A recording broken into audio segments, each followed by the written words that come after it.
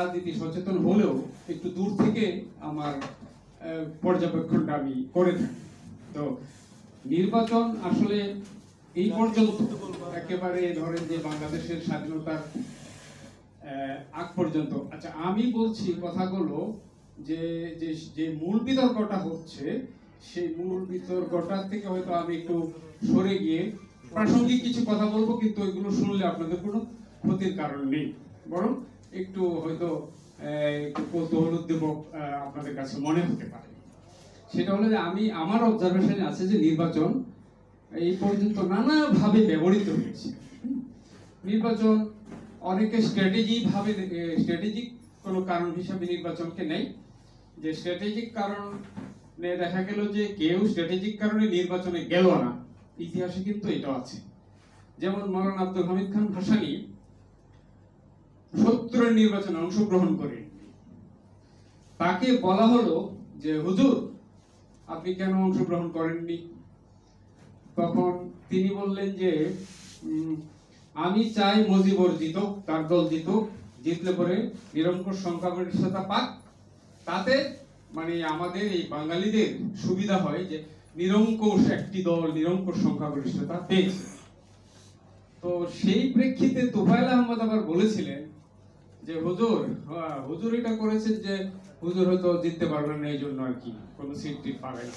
তখন উনি রেগে গিয়ে বলেছিলেন, তোফায়েল আমার সাথে তুমি বড় বড় কথা বলো না, কারণ আমার জীবনে যা পেশাব করেছি অত পরিমাণ পানিও তুমি খাওনি, কত বড় কথা।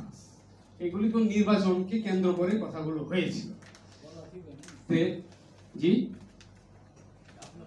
আচ্ছা, এইটা হলো যে স্ট্র্যাটেজিক কারণে হুজুর নির্বাচন থেকে বিরত ছিলেন। এরকম স্ট্র্যাটেজিক কারণে অনেক সময় ইতিহাসের বিভিন্ন পর্যায়ে স্বাধীনতার পরে আমরা দেখেছি যে নানাজন নানাভাবে তাদের ব্যাখ্যা প্রদান করেছেন।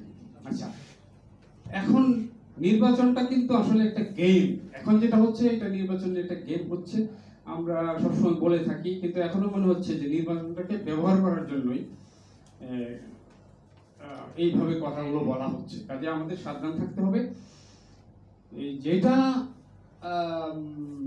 এরশাদ আমলে হয়েছিল যে সেটা সামরিক শাসনদের তো একটা নির্বাচন বিলাস ছিল, কারণ তারা জনগণের কাছে প্রতিপন্ন করতেন যে আমরা ক্ষমতায় এসেছি নির্বাচন একেবারে গণতন্ত্রের মূল একটা পদ্ধতি, মূল একটা নিয়ামক বিষয়।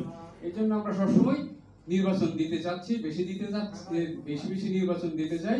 এবং এই কথাটাই কাজী জাফর, এরশাদের প্রধানমন্ত্রী কাজী জাফর সংসদে একবার বলেছিলেন যে এটা আমার যতদূর মনে পড়ে যে 1965 সালে আমেরিকার নারীদেরকে ভোটাধিকার দেওয়া হলো, এই প্রসঙ্গটা টেনে তিনি সংসদে বলেছিলেন যে আমাদের নেতা হোসেন মোহাম্মদ এরশাদ গত 10 বছরে মোট 8 বছরে মোট 10টি নির্বাচন দিয়েছেন এবং একটি গণভোট দিয়েছেন।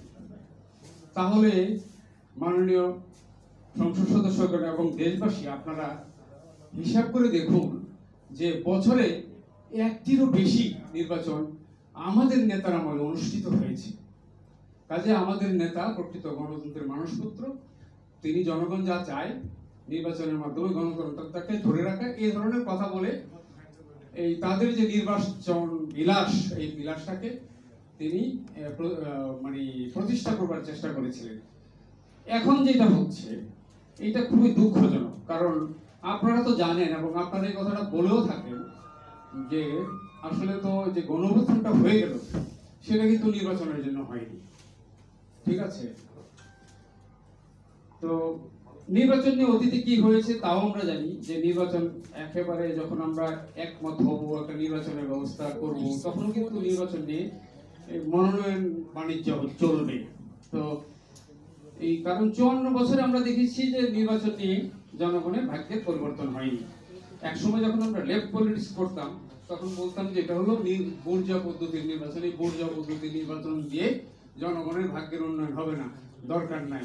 তখন আমরা পার্লামেন্টকে বলেছি যে শুয়োরের খোয়ার, অনেক গালিগালাজ করেছি, কিন্তু তারপরেও নির্বাচন তো একটা সাধারণ প্রক্রিয়া, গণতন্ত্রের অধীনে যে নির্বাচনটা হতেই হবে, কিন্তু কখন হবে না হবে এই বিষয়ে আপনারা সতর্ক থাকবেন, যে নির্বাচনটা যাতে যে প্রয়োজনীয় সংস্কার, এই প্রয়োজনীয় সংস্কারটা সম্পন্ন হওয়ার পরে, মানে যতটুকু না হলেই নয়, তা সম্পন্ন হওয়ার পরে যাতে নির্বাচন অনুষ্ঠানের ব্যবস্থা করা হয়, এই বিষয়ে আমাদেরকে সবসময় নজর রাখতে হবে। আমরা কখনো এই একেবারে দৃশ্যমান কতগুলো বিষয় সংস্কার না হওয়া পর্যন্ত আমরা যাতে কোনো ঐক্যমতে না যাই, এইটাই আমার বিশেষ অনুরোধ আপনাদের প্রতি।